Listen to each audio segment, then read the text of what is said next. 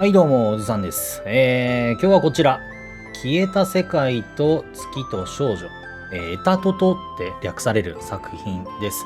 パソコン版です。なので、18禁です。ですから、エッジシーンは残念ながらございませんが、こちら、親切設計いろんな設定が変えられるよ。エッジシーンカットバージョンでお送りしますので、はい、そこら辺は、大丈夫かなとは思います。はい。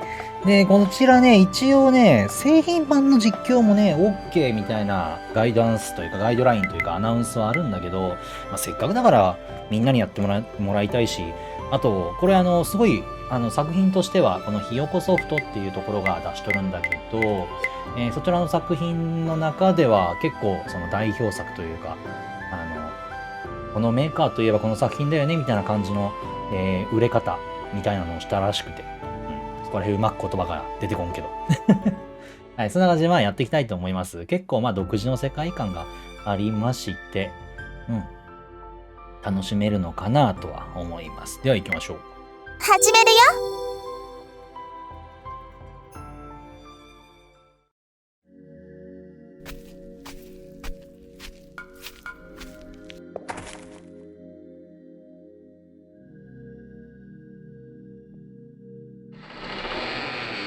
はじめまして。部屋に漏れさす神秘的な満月の光に照らされて、美しく艶やかに輝く黒髪の女性がそっと口を開く。彼女の特殊ないでたちのせいで顔が見えないながら、その美しい声からは、仮面の下は美しい顔立ちだと容易に想像できるだろう。事実、彼女はその容姿を褒められたことはあれど、諭されたけなされたか知らんけど、たことなど一度たりとてない。この場所に誰かが訪れてくれるなんて、めったにないものですから、驚きました。初めて出会った方は、皆私のこの容姿に驚くことかと思いますが、男性に言い寄られないための措置なのです。無礼をお許しください。画面でその素顔は見えないものの、くすりと笑ったことがわかる。もしその素顔が見えていたならば、男どもは皆射められていたであろうという自信を持っていることが、立ち振る舞いだけでも感じられた。はじめましての自己紹介ですが、そうですね。私のことは、語り部とでもお呼びください。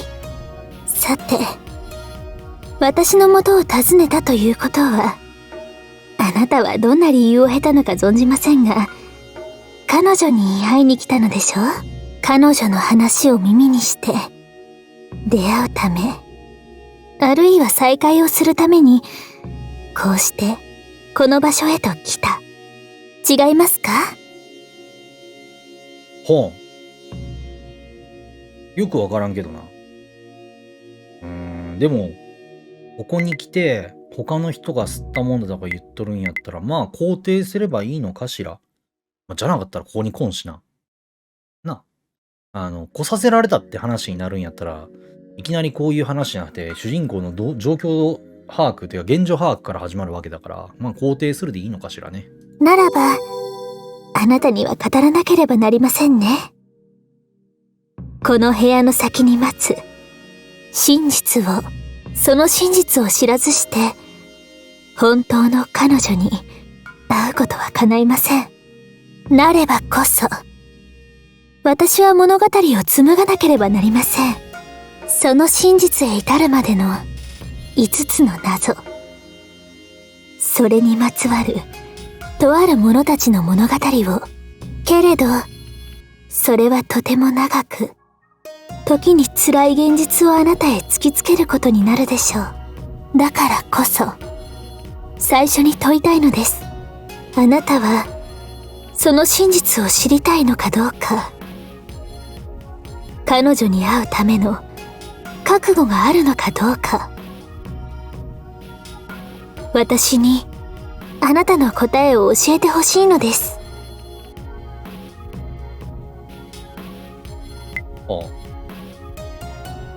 まあ治療。その決意は固いのですね。いいでしょう。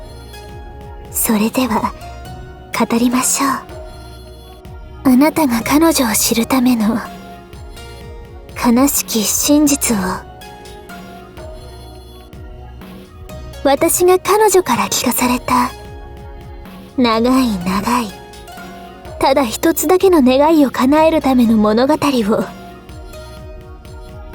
消えた世界と月と少女のお話を。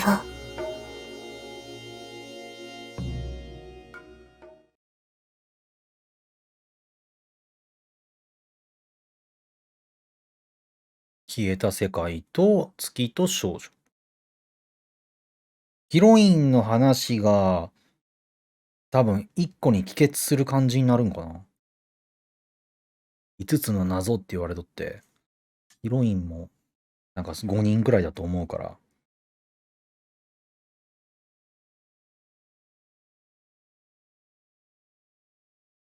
One day。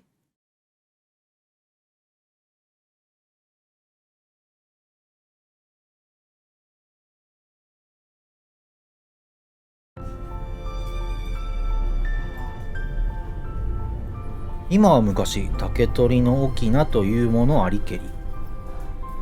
そんな誰もが知っているであろう冒頭のフレーズは、たとえその物語の全容を知らなくとも、そこまではなんとなく覚えている人も多いだろう。そう。その出だしで始まるお話は竹取物語。これから僕が赴く讃岐峡に実在するとある村を舞台としたとても有名なおとぎ話だ。だから僕は自己紹介の時、必ずそんな結びで自分の名前を説明するのだ。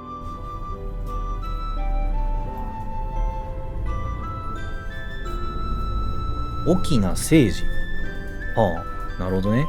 竹取物語の村が出身の翁なんて名字なものだから、面白半分で覚えてくれるのだろう。そうなればあとは名前を覚える苦労だけだ。他の相手より使えばいい思考は半分で済む。効率中かこいつまさか。翁誠司、翁の誠司、誠司、誠司、誠司。ほら覚えられた。竹取物語になぞらえて言うのならば、これはその翁誠司の物語といったところか。もっとも残念ながら翁なんて年齢じゃないから、野山に混じりて竹を取りには行かないので、目麗しいお姫様に会うお姫様を拾うことはないのだけれど、わからん懐かしいな。何年ぶりだっけ。誰かが見ている物語であるなどと意識したせいか、そんな独り言をぽつりとつぶやく。すごいな。中学生みたい。長距離バスに揺られながら暇つぶしに見ていた外の景色から、ついには建造物が消え去り、辺り一面を青空に染め上げる。まるで空を飛んでいるかと錯覚するも、少しだけ視線を下に向けると、草原のように広い大地があり、遮蔽物がないせいなのだと現実を突きつけられる。そうして広がった懐かしくも尊い自然あふれたその背景を見たとき、思わずそんな言葉が漏れ出たのだ。僕がその村を離れることになったきっかけは母の死だった。あかりという名前の通り、明るく優しかった母が死んだことで、父は自分へ見向きもしなくなり、そのまま、祖母の元へ行くように言われた。まだ幼かった僕は自分なりに一人になりたいという父の思いを尊重し、慣れ親しんだ生まれ故郷から離れた暮らしをすることになったのだ。そして村を離れて初めて今まで自分が住んでいた村がかなり普通とはかけ離れていたのだということを知った。そんなこんなで都会というほどではないが、至って普通の町で過ごし、世間の一般常識を学び、そしてもうそろそろ社会人の仲間入りだと思っていた。ちょうどそんな折、母の死以降は疎遠だった父から久しぶりに手紙が届いたのだ。めちゃくちゃこの開業のやり方、開業とテキストの分け方がすっげえ読みやすいね。面白。朗読にはもってこいだな。変にね、開業されるとね、確かに読みにくい。俺プロじゃねえからさ。何が書かれているのか気構え、読みやすいとはいえ読めるとは言ってないからな。ごめんね。過剰に緊張したのを今でもはっきりと思い出せるほどに気合を入れてその中身を開いた。そこにはただ一言、戻ってこい、この村で暮らせとだけ書かれていた。どういうことよ。めちゃくちゃやねんよ。しかも口調的にあれやん、なんかやらされるな。生贄的ななんかされそうやな。本来ならばこちらの事情も鑑みずに急にそんな提案をされて文句の一つでも言うためにこの村へと来てもおかしくない内容だ。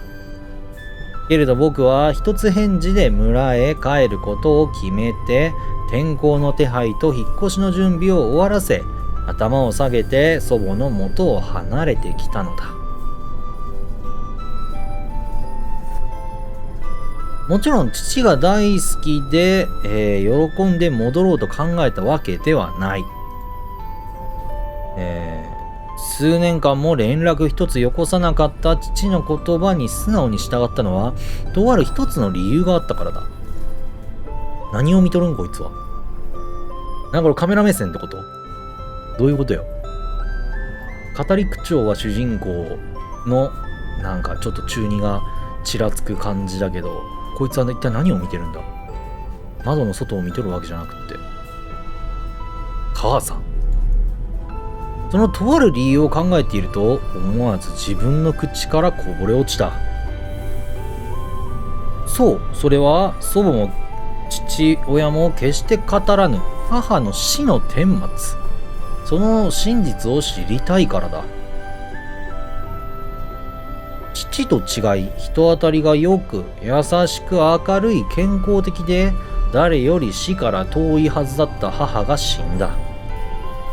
その事実をどう受け止めていいのか、僕は数年経った今でも未だに分からずにいたのだ。仮に殺人であるなら、原因が怨恨など考えられない。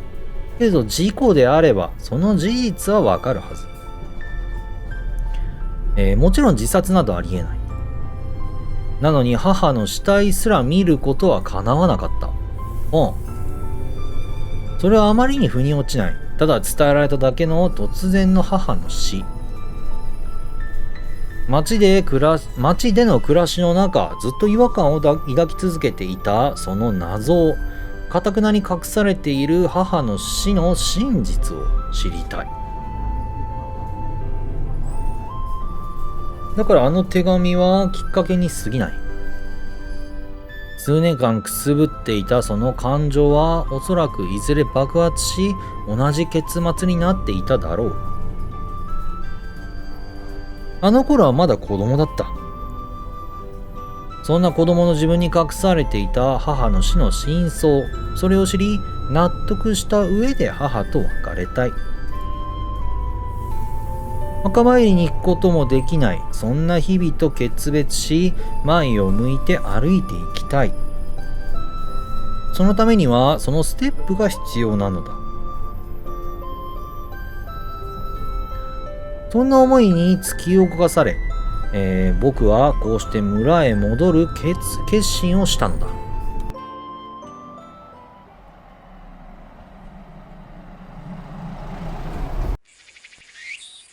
ようやく長旅の終着点に着き、一人バスから降りると、僕は辺りを見渡す。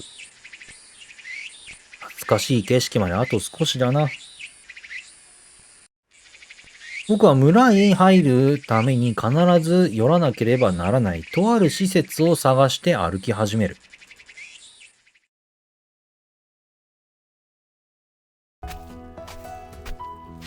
どのあたりだっけな。村の入り口近くにあるであろう診療所を求めてさまようも、数年ぶりの場所に加えて、住んでいる時にはほとんど活用しない建物の姿を探す。僕が村を出て初めてここは変わっていると感じた一つ目の出来事がそこにある。この讃岐峡に出入りするためには必ず診療所での診断と許可が必要だった。はあ。他の町では隣町へ出かける際にそうした許可など必要なく、海外でもなければ自由に移動できるのだと知ったときは驚いたものだ。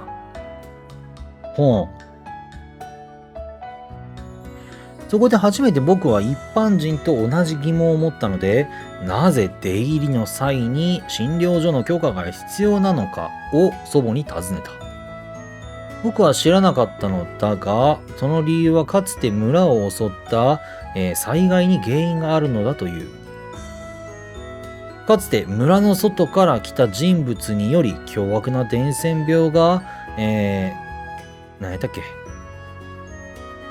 何気境だったっけ、クソが己の、まあいいわ。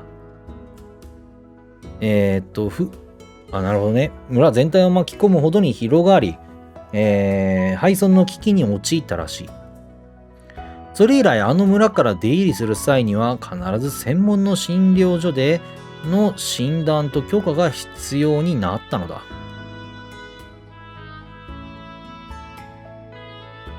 村としての仲間意識の強さと外敵からの自衛手段を極めて平和的に行うための手段が検査というわけだ。ところが普通の町では自分たちを守ってくれるわけではなく、マスクなどで予防し、手遅れの人間だけ自力で病院に行かなくてはならない。定期検診や自宅訪問などもなく、すべては自己管理の自己責任。そして何の保証もなく大勢の他人と毎日すれ違わなければならないのだ。あの村で生まれ育った者としては、その不親切さになれるまではだいぶ時間を要したものだ。困ったな。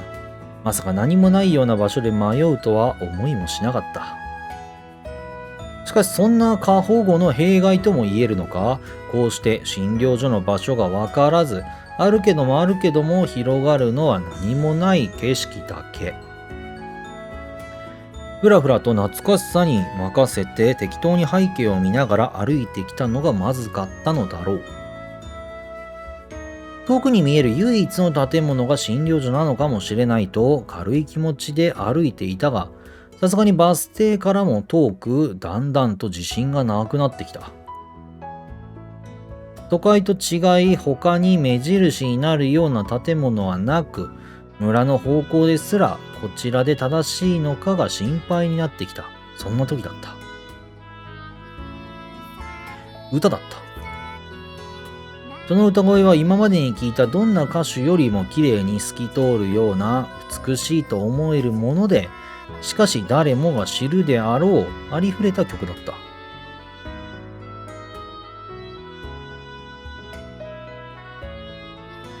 僕はその歌声に誘われるように気がつくと、その声の主のもとへと歩き出していた。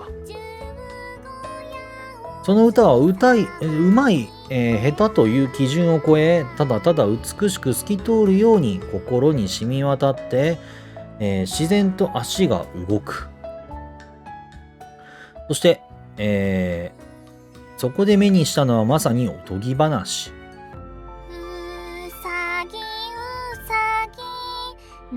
夏の日差しを感じさせない厚着で艶やかな着物。日の光に照らされ、黒からわずかに紫がかった美しい夜空のようなグラデーションに輝く長い髪。そして確実に年下であろう幼さを残している容姿にもかかわらず、気高ささえ感じるほどの美しき顔立ち。まるで童話の世界から切り出したかのような、あまりに現実感がないほどの絶世の美女の姿がそこにあった。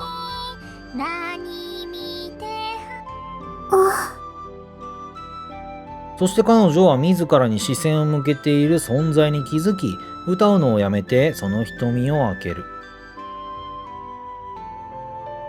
どれほどの時間か無意識で彼女に見惚れて眺めていたことに、その無垢な視線を向けられて初めて気がつく。